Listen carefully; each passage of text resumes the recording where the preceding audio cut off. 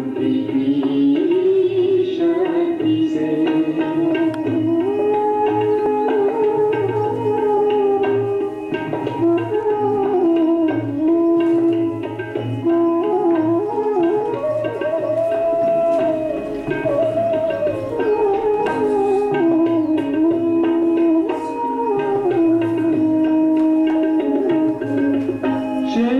कर्म का बीज शांति, इसमें छिपा है सुख का सार। दिव्य गुणों की खान यही है, शांति में है शिव का प्यार। तड़पती हुई हर एक आत्मा, तड़पती हुई हर एक आत्मा, प्यास सबकी बुझानी है। शांति की शक्ति से शांति जग में लानी है। शांति की शक्ति से।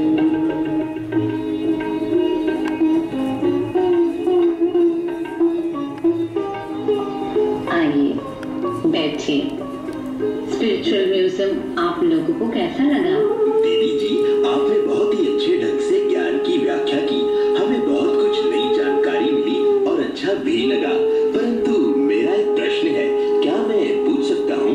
हाँ हाँ, क्यों नहीं, अवश्य पूछ सकते हैं। यहाँ आपको सभी प्रश्नों के उत्तर मिलेंगे।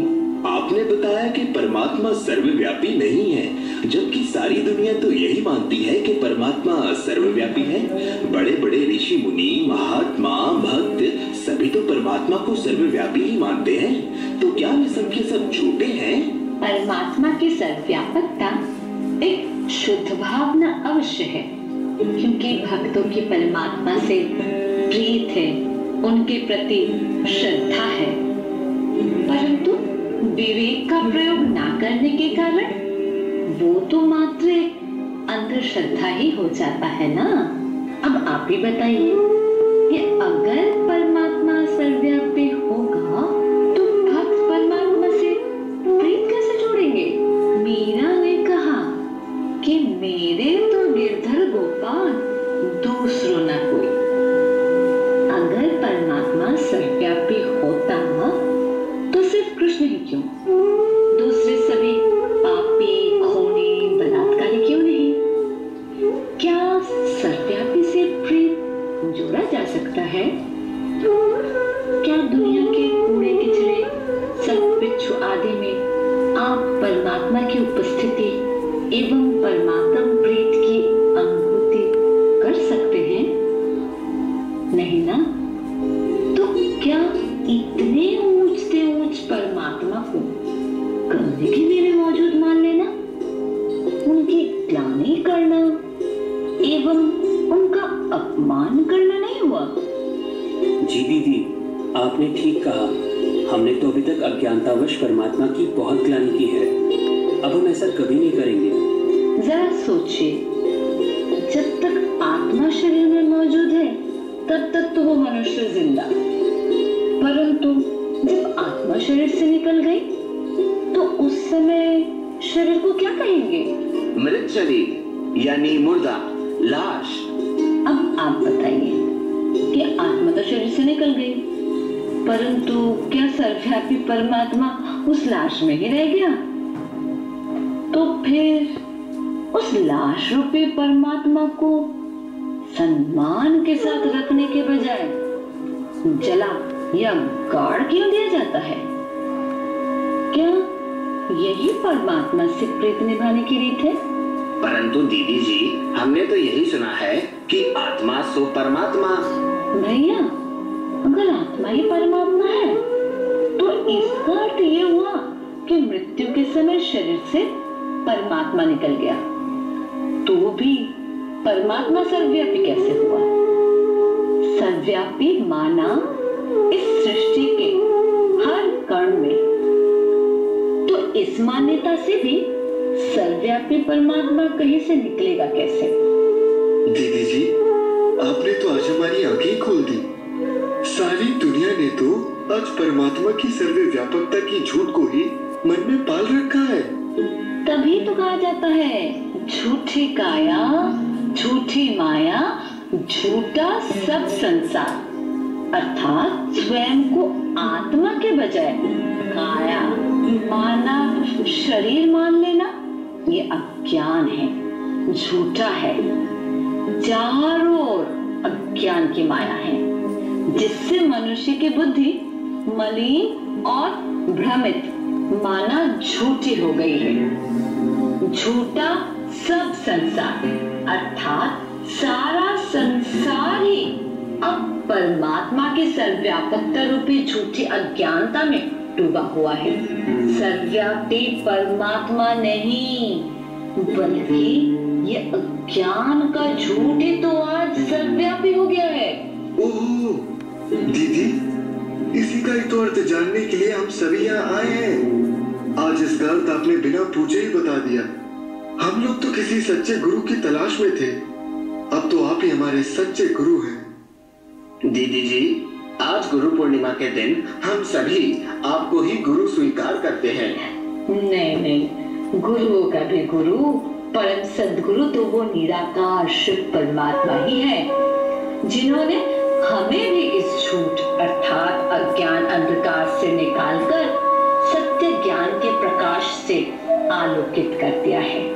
वो निराकार ज्योतिर्बिंदु शिव परमात्मा आप सबके भी परम पिता, परम शिक्षक एवं परम सद्गुरु हैं। एक उनकी ही महिमा है, सत्यम शिवम सुंदरम। दीदी जी, मैं तो शुरू से ही भगवान शंकर भोलेनाथ जी का भक्त हूँ। मैं रोज उनकी पूजा करता हूँ। मैं तो ये मानता हूँ कि एक वही महादेव शिव शंकर भोलेनाथ जी ही परमात्मा है। निराकार परम पिता शिव परमात्मा कौन है, इस बात को भी और अच्छी तरह से समझने के लिए मैं आप सभी को ये तो अवश्य स्पष्ट करना चाहूंगी कि सतयुगी सृष्टि के रचयिता निराकार परमात्मा शिव एवं उनकी रचना शंकर में कितना अंतर है। क्या कहा दीदी जी? क्या शिव जी और शंकर जी दोनों अलग अलग हैं? ये कैसे संभव है? इस पुरानी कलयुगी दुनिया में जब चारों ओर झूठ और अज्ञान का अंधकार छाया रहता है, तब वो सत्य स्वरूप ज्ञान सूर्य निराकार ज्योतिर्बिंदु शिव परमात्मा इस कलयुगी दुनिया को सतयुगी दुनिया के रूप में परिवर्तन करने के लिए सृष्टि पर अवतरित होते हैं। निराकार परमात्मा को अवतरित होने के लिए उनको साकार में प्रजापिता ब्रह्मा के तन का आधार लेना पड़ता है। वे उनके तन में परकाया प्रवेश करते हैं। बीच में ये विष्णु का चित्र उस सतयुगी दुनिया का प्रतीक है, अर्थात नर को श्री नारायण एवं नारी को श्री लक्ष्मी बना देना, यही परमात्मा के अवतरण का उद्देश्य है, एम ऑब्जेक्ट है। फिर ये शंकर का चित्र वास्तव में कलयुग को सतयुग में परिवर्तन करने की प्रक्रिया वो विधि का प्रतीक है। वो कैसे दीदी जी? इसे थोड़ा और स्पष्ट करें। शंकर शब्द का अर्थ होता है शंका, कुछ शंकाओं का निराकरण करना, शंकाओं का विनाश करना, अर्थात मनुष्य के मन बुद्धि में जितने भी अयथार्थ ज्ञान भरा हुआ है, जिसके कारण ही उसे सत्य ज्ञान के प्रति शंका, भ्रम व डाउट्स पैदा होते हैं, उसका नाश करना, समाप्त करना। तभी इस ईश्वरीय ज्ञान को स्पष्ट रूप से समझना सहज होता है। इसीलिए ही कहा जाता है कि ज्ञान सूर्य प्रगटा, अज्ञान अंधेर विनाश। ये पहली विधि है। अच्छा दीदी, फिर दूसरी विधि क्या है? परमात्मा का सत्य परिचय प्राप्त करने के बाद दूसरी विधि है निश्चय बुद्धि होकर उस परमात्मा से अपना बुद्धि योग जोड़ने का अभ्यास करना, जिसे राजयोग कहा जाता है।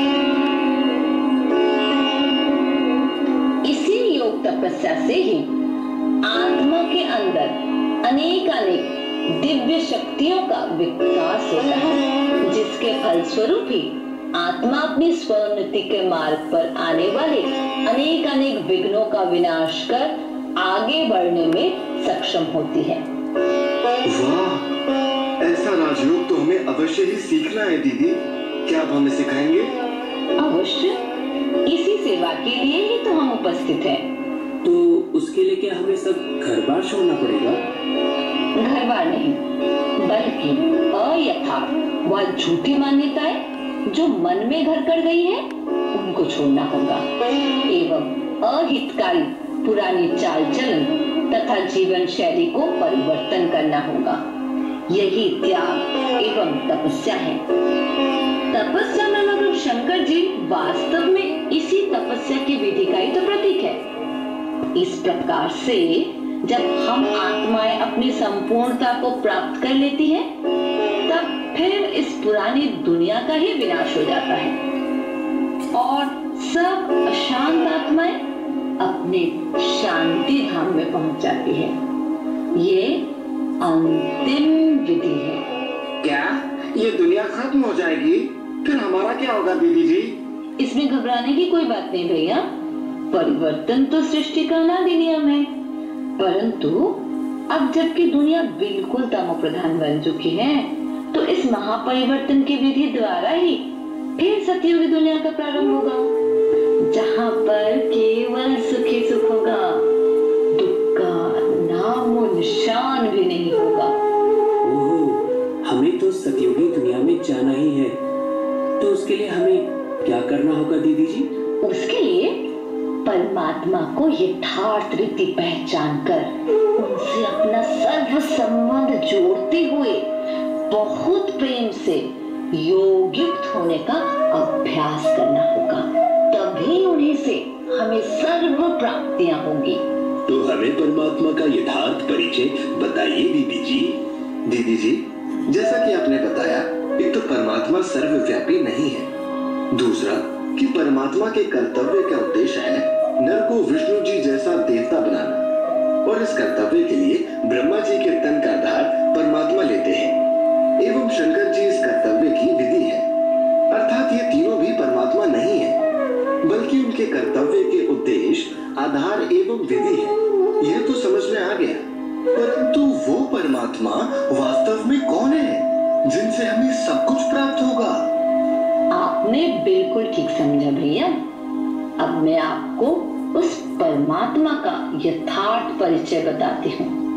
आप सभी ध्यान से सुनना और समझना। पहली बात की, परमात्मा अर्थात परम आत्मा। परम माना सबसे ऊंच, सर्वोच्च, ज्ञान, गुण एवं शक्ति आदि सब में ऊंचा है। इसीलिए उन्हें सर्वज्ञ, सर्व गुणों का सागर एवं सर्वशक्तिवान कहा जाता है तो वो भी आत्मा, परंतु उनसे ऊंचा कोई भी नहीं है, क्योंकि वो कोई देहधारी नहीं है।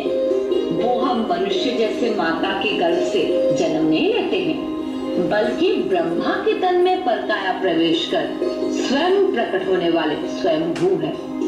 वो अजन्मा, अभोक्ता एवं अकर्ता है। इससे ये स्पष्ट है कि कोई भी शरीरधारी मनुष्य परमात्मा नहीं हो सकता है। दूसरी बात की, वो एक पॉइंट ऑफ डिवाइन लाइट है, जड़ ज्योति नहीं, बल्कि एक चैतन्य दिव्य ज्योति स्वरूप एवं बिंदु रूप है। वो अति सूक्ष्म एक ज्योति कण है।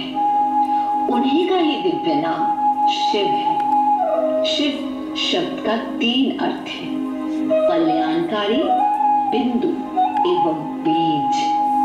वो मनुष्य सृष्टि रूपी वंश वृक्ष का बीज रूप है, जो इस 5 तत्वों की दुनिया से पार परम धाम के निवासी हैं। वहां से उनका अवतरण कलयुग के अंत में इस पतित सृष्टि को पावन सतयुगी दुनिया में परिवर्तन करने के लिए ही होता है। बिंदु की कोई लंबाई चौड़ाई वाली आकृति नहीं होती, इसीलिए ही उन्हें निराकार कहा जाता है, जबकि शरीर को साकार कहा जाता है। तो निराकार परमात्मा साकार ब्रह्मा के तन में परकाया प्रवेश कर उनके मुख द्वारा हमें सत्य ज्ञान सुनाते हैं। तीसरी बात है कि उस एक निराकार परमात्मा से ही सर्व संबंध जोड़ा जा सकता है, जबकि किसी मनुष्य आत्मा से नहीं। इसीलिए ही भक्ति करते हुए मनुष्य ये कहते हैं कि त्वमेव माताश्च पिता त्वमेव, त्वमेव बन्धुश्च सखा त्वमेव, त्वमेव विद्या द्रविणं त्वमेव, त्वमेव सर्वं मम देव देव। वो हम सभी मनुष्य आत्माओं के परम पिता, परम शिक्षक एवं परम सद्गुरु हैं, जिनका कोई पिता, शिक्षक एवं गुरु नहीं है।